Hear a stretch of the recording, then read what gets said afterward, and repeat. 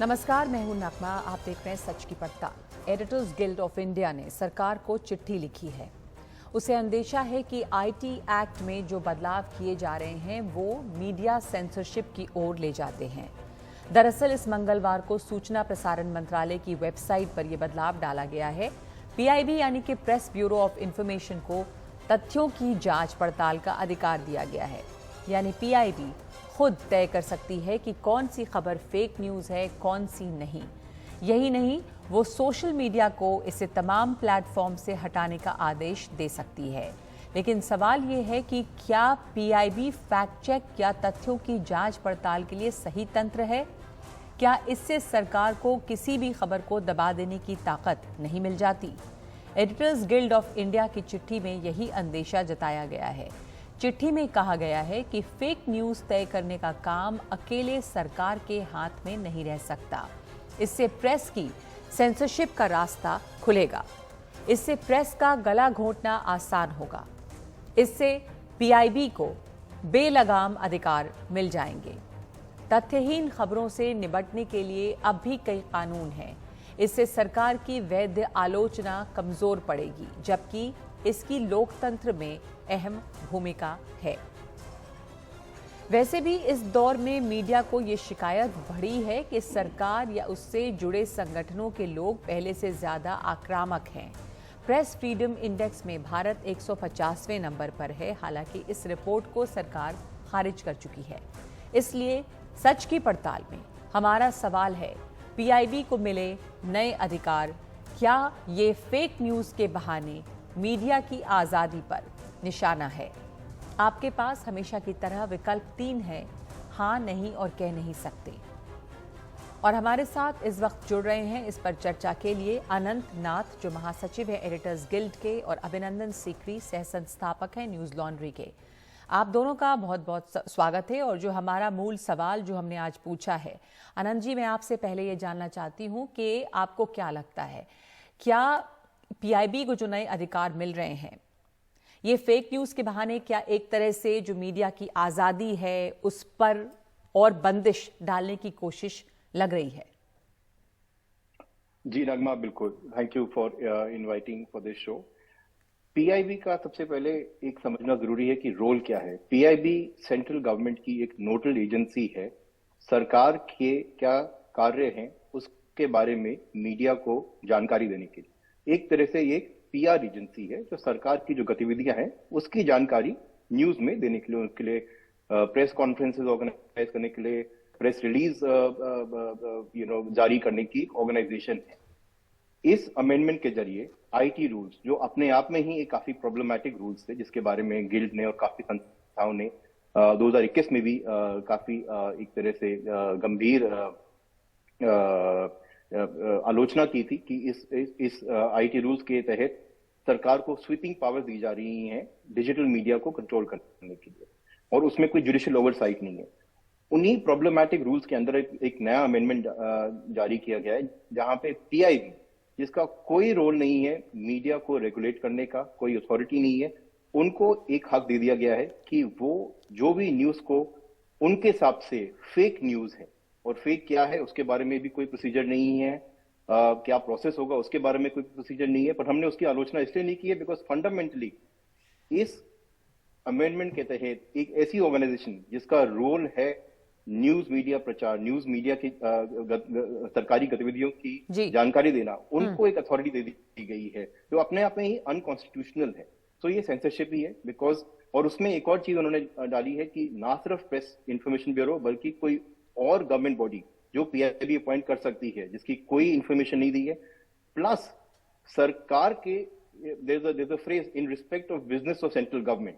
Basically सरकार की अपनी ही इंफॉर्मेशन के बारे में अगर कोई आलोचना करता है या कोई उसके बारे में लिखता है जो पीआईबी कहता है कि फेक है, उसकी एक पूरी अथॉरिटी दे दी गई है कि online platform, social media platforms can bring it down. This is clear censorship and there is no other word for it. कुल मिला के सारी ताकत पीआईबी के पास आती है। अभिनंदन सीकरी, अगर सारी ताकत सिमट के एक ही एजेंसी के पास रह जाती है तो ये एक तरह से सेंसरशिप तो है ही। आनंद जी कह रहे हैं फेक न्यूज जो है क्या फेक न्यूज़ है क्या नहीं, ये अगर कोई एक ही संस्था तय करेगी तो ये कितना मुश्किल हो जाएगा किसी भी प्लेटफॉर्म, खास करके सोशल मीडिया प्लेटफॉर्म्स के लिए, ऑनलाइन पोर्टल्स के लिए किसी भी खबर को सामने रखना। तो जी नमस्ते नगमा जी, मुझे बुलाने के लिए शुक्रिया। तो तीन चीजें इसमें बहुत अजीब लगती हैं। पहली तो मैक्रो लेवल, बिग पिक्चर, ये अनडेमोक्रेटिक है और अनकॉन्स्टिट्यूशनल है क्योंकि कॉन्फ्लिक्ट ऑफ इंटरेस्ट है। जो जिस सरकार पर मीडिया का अंकुश होना चाहिए, media fourth pillar of democracy क्यों कहलाती है? क्योंकि मीडिया के जरिए ही सिटीजन्स एक एक्टिव चॉइस एक्सरसाइज करते हैं इलेक्शन के जरिए, क्योंकि उनको कौन पार्टी, कौन सी सरकार किस राज्य में क्या कर रही है वो मीडिया से पता चलता है। तो इसीलिए मीडिया से जो उनको जानकारी मिलती है, उस इंफॉर्मेशन से फिर वो वोट देके फिर एक डेमोक्रेसी थ्राइव होती है। तो मीडिया ही सड़ जाए तो डेमोक्रेसी का सड़ना मतलब गारंटीड है। तो मैक्रो लेवल तो अनंत जी ने बता दिया कि अनकॉन्स्टिट्यूशनल है और गलत है। अगर हम मान भी ले, चलो ऐसी एक एजेंसी होनी चाहिए, मैं आपका ध्यान करना चाहता हूं पीआईबी की तरफ जी। एक आर्टिकल है न्यूज लॉन्ड्री पे जिसका शीर्षक है the embarrassment that is PIB fact check, who fact checks is fact checker. तो यहाँ कई एग्जाम्पल दिए हैं, अनंत जी बैठे तो मैं उन्हीं के मैगजीन का एग्जाम्पल देता हूँ। कैरावैन ने एक स्टोरी की थी, उस स्टोरी में कैरावैन ने बोला था कि पीएम ने 21 मेंबर की एक साइंटिफिक कोविड टास्क फोर्स से कंसल्टेशन नहीं की थी, लॉकडाउन के जरिए एक मीटिंग होनी थी। तो पीआईबी ने अब ट्विटर पे फेक न्यूज एक ठप्पा लगा दिया।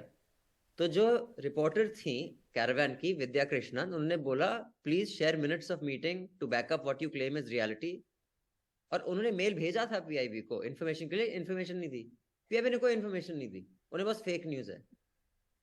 तो अगर आप बस बोल दें फेक न्यूज है, जब ऑथराइज्ड फेक न्यूज चेकर्स होते हैं दुनिया भर में, वो बताते हैं ये फेक इसलिए है क्योंकि देखिए ये पिक्चर उन्होंने दिखाई है, ये पिक्चर गलत है, यहाँ की असली पिक्चर है। उन्होंने बोला ये चीज नहीं, ये देखिए असली चीज है।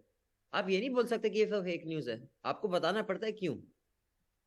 तो पीआईबी का, जैसे अनंत जी ने कहा, पहला काम क्या है, एक पीआर काइंड ऑफ कंपनी है सरकार की। सरकार के जो कामकाज है वो रिपोर्टर्स तक पहुंचाना, जनता तक पहुंचाना, ये काम तो पीआईबी कर नहीं पा रही है। इनको आप दूसरा काम दे रहे हैं।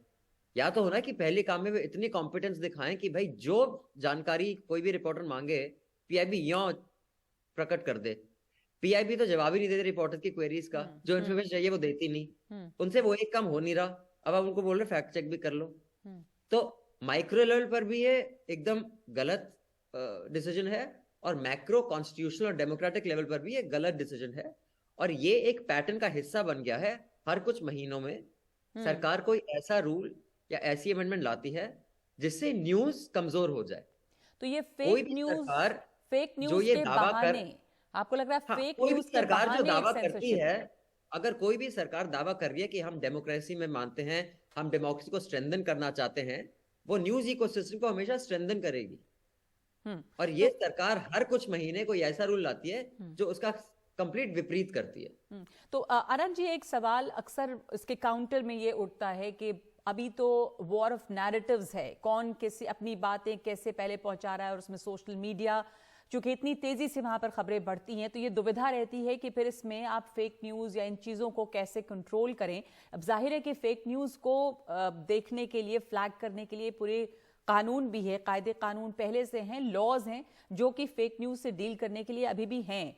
पर फेक न्यूज के बहाने इसकी शुरुआत हुई है, अगर सेंसरशिप आप इसे कह रहे हैं, तो ये सवाल दूसरी तरफ से उठाया जाएगा कि आप इस तरह की चीजों को कैसे नियंत्रित करेंगे। न्यूज इतनी ज्यादा इतने सोर्सेस से आ रही है, तो एक तरह से उसे नियंत्रित या स्ट्रीमलाइन करना क्या सही क्या गलत जरूरी है, उसके लिए किस तरह की संस्था फिर और होनी चाहिए? देखिए, ऑलरेडी हमारा जो लीगल सिस्टम है वो काफी कम्बरसम है on freedom of speech and thereby freedom of press. Fake news का प्रॉब्लमैटिक होती है। अगर आप फेक न्यूज एक बहुत इनोक्युअस चीज बोले कि इंडिया की कैपिटल बॉम्बे है, तो उसको आप फेक न्यूज, जो भी मीडिया ऑर्गेनाइजेशन वो पब्लिश करेगी वो लाफिंग स्टॉक बन जाएगी, उसमें किसी सरकार को प्रॉब्लम नहीं होगी। प्रॉब्लम वो है जब आप किसी का एलिगेशन है बिकॉज ऑफ फेक न्यूज किसी को कुछ हानि हुई है या किसी और बड़ी चीज में हानि हुई है, उसको डील करने के लिए ऑलरेडी काफी सारे लॉज हैं, डेफेमेशन लॉज हैं, क्रिमिनल डेफेमेशन लॉज हैं, हर तरह के लॉज हमारे क्रिमिनल सिस्टम में हैं विच कैन बी यूज, जो यूज होते भी हैं। और आए दिन आप देखेंगे कि इनफैक्ट पिछले कुछ सालों में काफी सारे ऐसे क्रिमिनल केसेस जर्नलिस्ट के अगेंस्ट लागू किए गए हैं, यूज किए गए हैं। तो ऑलरेडी हमारा सिस्टम काफी कम्बरसम है। उसके अलावा आईटी रूल्स में there are rules to block content 2009 में जो अपहेल्ड किए गए हैं, वो भी यूज हो सकते हैं। बट उन सबके पीछे कहीं ना कहीं एक प्रोसीजर है। यहाँ पे पीआईबी, जिसपे कोई जुडिशियल ओवरसाइट नहीं है, गवर्नमेंट की अपनी बॉडी है, एग्जीक्यूटिव की अपनी बॉडी है, आपने उनको एक काटे ब्लांच स्वीपिंग पावर दे दी है to determine what is fake news. वो प्रॉब्लम है। यहाँ तक कि प्रेस काउंसिल ऑफ इंडिया जो एक क्वाजी जुडिशियल बॉडी है, उसके पास भी पावर्स नहीं है to take down content. They can reprimand, they can issue a fine. आपने उससे कहीं ज्यादा पावर्स एक ऐसी बॉडी को दे दी है जिसका कोई ऐसा लेजिटिमेट रोल ही नहीं है। अभिनंदन, आखिरी सवाल आपसे कि इसका अगर पीआईबी, जैसा आप कह रहे हैं, आनंद जी कह रहे हैं कि अगर पीआईबी को सिर्फ इतनी ताकत मिल जाती है कि पीआईबी ही ये तय कर दे क्या फेक न्यूज़ है क्या नहीं, ये खतरनाक है, इतनी ज़्यादा ताकत पीआईबी के पास होना। इसका विकल्प कैसा बेहतर, अगर सुझाव मांगा जाए, सरकार कंसल्टेशन की भी बात स्टेक होल्डर्स के साथ कर रही है, तो क्या कहेंगे आप? जी, अभी तक जो टेक डाउन नोटिस का सिस्टम है, चाहे वो यूट्यूब पर हो, चाहे वो फेसबुक पर हो, चाहे ट्विटर पर हो, हम खुद इसका हिस्सा रहे। न्यूज लॉन्ड्री के कई वीडियोस टेक डाउन हुए थे, फिर हमने अपील की, फिर वापस ऊपर आ गए जब प्रूव हुआ कि वो किसी का कॉपीराइट नहीं है। फेक न्यूज का लेके, कॉपीराइट का लेके, किसका है ये लेके, डेफेमेटरी है लेके, कई ऐसे इवॉल्व कर रहे हैं तरीके, कई ऐसे मैकेनिज्म इवॉल्व कर रहे हैं। लेकिन सरकार खुद बोल दे कि ये बंदा बताएगा, एक तो ये लॉजिस्टिकली पॉसिबल ही नहीं है ना। वेबसाइट्स हजारों में हैं। जैसे उन्होंने 3-tier मैकेनिज्म भी बनाया था, एक्चुअली वो डील करना उनके हाथ में है नहीं। अगर एक्चुअली इन गुड फेथ वो करना चाहें, इतना मैन पावर ही नहीं है उनके पास। बस ये पावर है कि अगर वो आपको डाउन करना चाहे वो कर सकते हैं, उसको ना करना। मैं आपको सिंपल सा एग्जांपल देता हूँ। लॉ तो सबके लिए सेम है ना।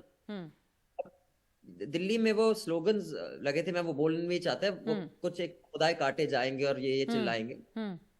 उसमें कितने अरेस्ट हुए, कितने अभी जेल में है। अभी जंतर मंतर पे कुछ इंडिया के पहलवान बैठे हुए हैं और उन्होंने इल्जाम लगाया बीजेपी के एक एमपी पर, जो फेडरेशन के हेड है, कि उन्होंने ऐसा किया वैसा किया और ऐसे मैसेजेस भेजे। उनका अभी तक फोन क्या सीज हुआ है, उनका लैपटॉप सीज हुआ है। मेरा तो हो गया था, मेरा फोन भी सीज हो गया था, कुछ मिला तो नहीं, और वहां पर इल्जाम है कुछ हुआ नहीं। जी, हेट स्पीच पर भी रूल्स हैं। हेट स्पीच पर कौन अरेस्ट हुआ है? उमर खालिद अरेस्ट, जिन्होंने हेट स्पीच रोज प्राइम टाइम पर करते हैं, वो अरेस्ट हुए हैं। तो बिल्कुल गुड फेथ, ये लॉज गुड फेथ लॉज नहीं है। ये लॉज कैसे रैंडमली हम अपनी एक एजेंसी को एम्पावर कर दें, इसको हम चाहें शू, ठीक है, आप उस पर अटैक करो। जी, आप सही कह रहे हैं कि ये कानून जो है, अगर इस तरह के कानून बनते हैं तो वो एक तो इतना मुमकिन नहीं होगा कि एक एजेंसी इस तरह की निगरानी रखे, और दूसरे की सिलेक्टिवली इस्तेमाल होने का खतरा बहुत है कि किसके ऊपर इस्तेमाल हो, किसके ऊपर नहीं। आनंद जी और अभिनंदन सीकरी, आप दोनों का धन्यवाद शामिल होने के लिए, इस चर्चा में अपनी बात रखने के लिए। क्या खतरे हैं इसके अगर इस तरह का कानून बनता है? तो हमने जो सवाल पूछा है आपसे, आपके जवाब यानी कि सच का मीटर दिखाएंगे एक ब्रेक के बाद।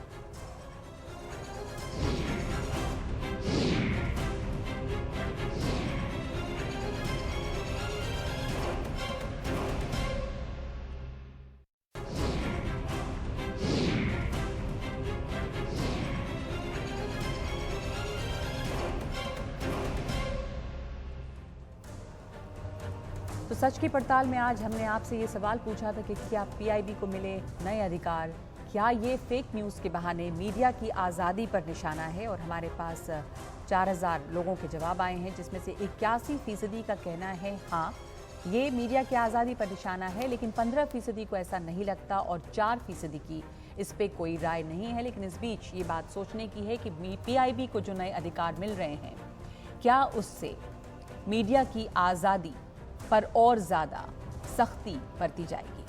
आज सच की पड़ताल में इतना ही। नमस्कार।